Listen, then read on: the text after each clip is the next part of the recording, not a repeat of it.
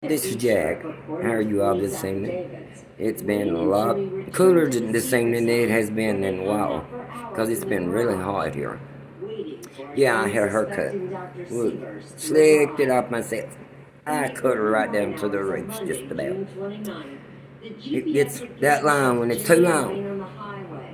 I can't fight all that hair that grows over my forehead and down through here. I just can't stand that. It gets plumb down to here. Wow, ain't that something? But anyway, me and Miss Honeybell went to come see you all and say, that's what you all been doing. Little Miss Honeybell's laying right here. Little Miss Honeybell's right there. Look right there on TV. Look right there, you're on here. Look at there. Howdy there, y'all. Tell them, say howdy there. Say howdy there, y'all. Say what you do. Say that there's gonna buy me a pretty red dress to wear on you. Yes, miss. We're gonna get you a pretty red dress, ain't we? We sure are. Say we're gonna put it on there and say, I'm gonna wear it on here. And I'm gonna say, how will you pretty people do it? Ain't that right? You'll say, well, how are you pretty people doing? I'm about to get her some fingernails and polish and paint her toenails. Get her some lipstick. Lipstick right there. Yeah. Yeah, look at there. Look right there on TV. Look right there. There's you. Look at there. Say hello there, people. Tell them hello. Say howdy there, folks. Say what you doing, people. Say my name's Honey. My name is Honey. Say my daddy raised me from the day I was born. Say he got a blah and say he took and fed me that blah from the day I was born. From the day you was born doing this. It sure was. Until now, I took care of you like a little baby. Because you are my baby. Did I blow your ear? Did I make you mad? But no, I've had her from the day she was born. Her mother destroyed all of them but two. And my son called me and says, Dad said, this dog's had puppies. He said, she destroyed all of them but two. And he said, what am I supposed to do here? I said, you going to keep any of them? And he said, no. He said, you come and get her. And the boy puppy is a boy and a girl. And I said, well, I'll take the girl. I don't want the boy. I said, I'll take the girl one, and I'll raise her. And he said, well, how in the name of God you going to raise that dog? And I told him, I said, well, I'll get me a bottle. And that's what I said to him. Let me see, can I find that bottle? Jimmy's girlfriend had told police that Teresa's death was a murder for hire, and that Jimmy was supposed to be paid $10,000. Right here is the bottle. I took. She plays with this constantly at times. I would take and put so much milk in this at a time. Well, I made her milk. I took and I made it out of cream. I would put so much hot water. I think it was 6 egg whites that I'd have to beat up and put in her bottle. Because that was calcium or potassium or whatever she needed. And then I'd put, I think it was a tablespoon of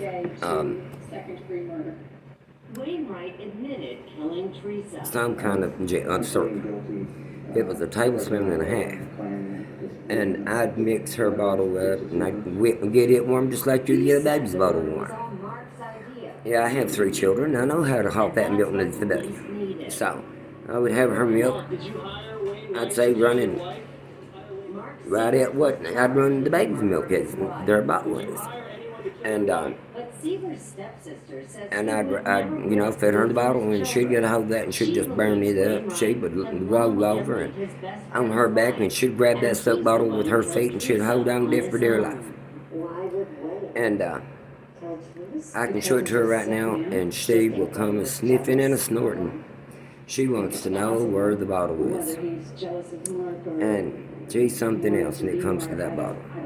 And I'll go to spoil her a little bit. She likes getting on me here. I'll say, you want to get on TV and see how pretty you are? And she'll come around. She is a sight. I don't know what in the world I'd rather do with her. But as long as I'm alive, I'll take care of her. because she's my baby. I got three other ones that I love too, and I love them as much as I love her, and I love her as much as I do them. I can't you stick my hand between them, nary one of them. But the other ones is not her I love her. I got two sons, and I got a daughter. And I can tell her that Nikki's coming, and she'll come running into me, and she'll get in my lap. She don't want Nikki getting near me. Nikki's my daughter, and she won't want Nikki near me. She'll fight for life, and she's a fighter. I can say, here comes Nikki, and she's gonna be my baby, and she'll come running. So, I had a time with her. She's been a big baby. That's all she's been. And everybody says, oh, why don't you get rid of them dogs? I've only got two. I've got her and a little male. Chihuahua and Pekingese mix. I've got them too. And, it helps to have something like that.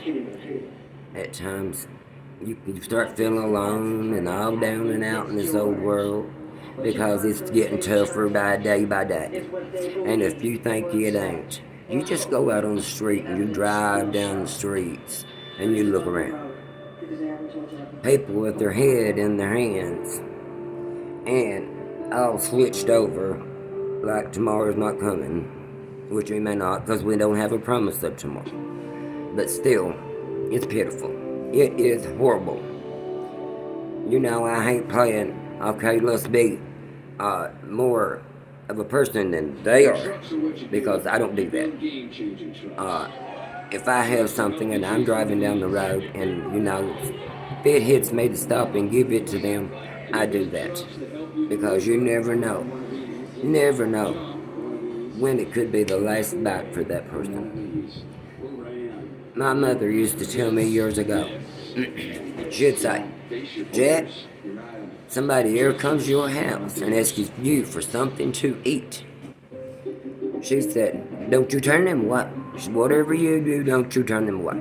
And I said, why, Mom? And she said, because you never know when that could be God that you're turning away. And I said, really? She said, yep. And one night I come home from church. I was going to church dinner, Canevy Church of God, which has been a long time with my ex-wife, and my kids was with us. And this old man, by the time me and her got home, I shut the door. Didn't have time to lock the screen door. But opened that door, and there stood an old man with a black coat on, long as to his feet. And I'd never seen him before. And where I lived was right there in that little community, because there was a store there and houses on each side of the street, and you pretty much knowed everybody and everybody knowed you. So I said, I don't know that man. I said, but I'm going to open that door and see him. Bertha said, don't you dare, Jake Baker. She said, don't you open that door. She said, Lord have mercy, he might have a knife or a gun or something and just kill us all. And I said, well, Bertha, I said, you take the young ones, go in the kitchen. I said, I'm going to see who this is. And she done that. And he checked and opened that door up. And I said, can I help you? And he said, I would like to have me something to eat. That's what he said. He said, I'm hungry. I said, okay there, old bud. I said, you hang out right here on the porch. I said, there's some chairs sitting here. You can hang out right here on the porch. It's warm. I said, but you sit down there and take it easy for about 10 or 20 minutes, and I'll have you something to eat. I'll bring it up to you. He said, okay, that'll work. And I said, okay. So I went in, we'd had hot dogs and hamburgers for supper at evening. And I put them in the microwave and I heated them up. And I go out to give them to that old fella. And there was nobody there. And I said, oh Lord. And so I told Bert, I said, I'm going up that highway, see if I can find him. I said, it can't be fair. I said, he's an old man. I said, he had a black trench coat on. I said, and it would have weighed much as he did, I'd say. I said, so I'm gonna walk up there and see if I can see him. And I walked about a mile. I walked about a mile and to give him that. And I never did see the old man. And what Mother told me many, many years ago, come back to me. Her saying, you never know when that's God coming back. Youngins, we never know. We never know. That could happen just like that. That quick. I don't turn nobody away from my house for something, dude. If I can help someone, I'll help them. I don't go too far out of my way because these days you've got to watch it because there are people out there that will kill you. They will kill you in a minute for what you have in your wallet. And these days, people don't got money in their wallets. They get their check on a card, and if they don't got that card number, they'll kill you. And if you give the card number to them, they're probably going to kill you anyway. So, you know, I think about things like that. And my mom was named Della Mae Baker, and my dad was William Baker. They were something else. My dad worked for the Kentucky Division of Forestry for 38 years and worked like a dog. And he had a heart attack in his sleep. And he went on to be with the good Lord, I reckon. And Mother died in... And he's lying to you to save his own worthless skin. And I think it's 2000. And everything's rough. And then it was like 8 years later, and my sister passed away. And you know, I was as close to my sister as I was my mother because when I was growing up, I thought Carolyn was my mom. And because nobody never told me that wasn't my mom. And she took care of me just like I would have been hers. And I you know, when she passed, it really, really hurt. It tore me down like the ground. I'm going to tell you. She's the one that reminded me when I say, well, Lord, I've got to put a hair something on my hair. On my hair? I don't want my hair to get wet. She'd say, what hair? That's what she'd say to me.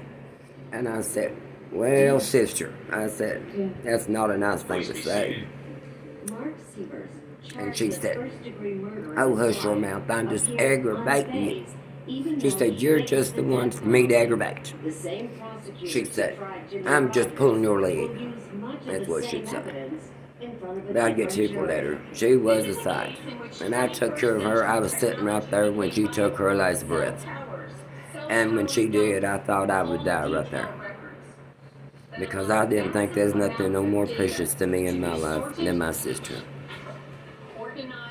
You know, these days, when brothers and sisters and all of them together, they lose a parent. Or they lose someone that they so close to.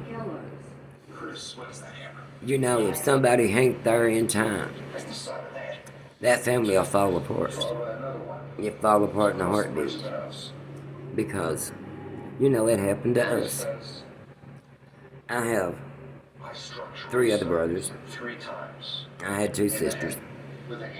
That was 6 of us. And Carlin's gone. And Mom and Dad's gone. And there's the rest of us. We never visit one another. We never call one another. Because, you know, I don't, and I do know what happened. Yes, I do know. But I'd rather not say. The family fell apart. That's what happened. And I don't care how strong of a family you got, or whatever, when something like that happens, that family will fall apart. They sure will. Yeah. I'm gonna let you see Honey one more time. Come here, Honey. Say hello there, y'all. Say, look at that on TV. Say hello there, y'all. Say, what you doing? You give me sugar. You give me sugar. Give me sugar. Now, don't you do that. Don't you give me too much sugar. I love you. Anyhow, Oh, honey, girl, if she hadn't kept me pulled together, I'd probably been in trouble. Wasn't it, baby? I would have been in trouble. Yeah. She thinks she's my mommy, or I'm her mommy one, and God knows I ain't her mommy. But that's all right too. I love her as much as she loves me. She's a sight, ain't she? You a sight? Yeah, her sight. When I go to bed, where do you go? See, I go to bed too, buddy. See, I sleep right behind your back every night. That's where she sleeps, right behind my back. And she commits to not laying there every night. I'll say, okay, and I'm up and down all night long, and every time I get up and go through the house to the bathroom or wherever, I'm looking where she's at. I want to know where she's at, what she's doing, making sure she's not cold. That's her digging on the cover right now for me to cover her up. This is how former employee Frank Hayes felt before the I trial. look for her all the time. It's just, it's something that she's become like a child to me. I love her to death. But you know what? I've sat on here and whined and cried and went on. I can't stand that stuff. I can't stand drama. No, drama. Nope, ain't got room for that. That's about how it is. And I want to thank you for sitting and listening to me. If you give me a subscribe, thumbs up, and share, one of these days I might make something from that. But on to the other things. If I'm going to stay here, this house needs a roof on it because it was in the flood. I got the rooms painted back, except a couple places, and I got to do those. And it's a big house, but I like it here. It's quiet. No one bothers you. It didn't take long for the judge. It ain't that bad on rent. Because there are a lot of people would love to say, well, I'd love to be able to pay $500 a month and help that. Yep. But still yet, when it needs a roof, which I'm sure God will supply the roof, God will help me with it, I believe in God. And if you don't believe in God, or something, you're in trouble. You got to believe in God. I do. I got to do it. Say I do. I got to believe that. Anyhow, I want to stay here. I want to fix the old house back up. And when this house came here, it came here in a single wide trailer. It's now, I think, 3 or 4 bedrooms, 2 bathrooms, and the kitchen, and it has 2 living rooms. It has one upstairs and one sits down below the living room. It's come down steps into the other living room. And I like it. It's quiet. Like I said, nobody bothers you. I got a good landlord. I thank the world of my landlord. I can say that. I won't call his name, but I like my landlord. I knew his mother very well. And I enjoy, having the boy as my landlord. He's a good boy. He sure is. And if it's to holler at me at the hour of midnight and say, I need you, Jack, I'd go find him wherever he's at. I'd go and hunt that boy down and I'd hit him. He's a fine little fella himself, And you don't find many of them people anymore. So you find these days a dope head. Or a pill head. That is a dope head, though. And shoving something in their veins. Don't do stuff like that, children. If you do stuff like that, find some person like me or somebody else you can talk to. Sit down and talk it out, because all you need to do is whatever that is on your chest, get it off your chest and get help.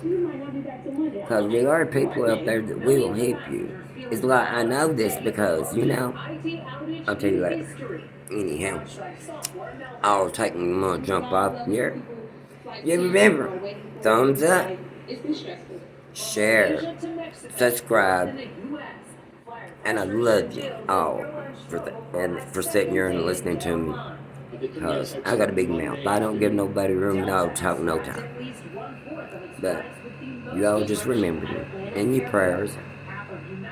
And I'll talk to you later.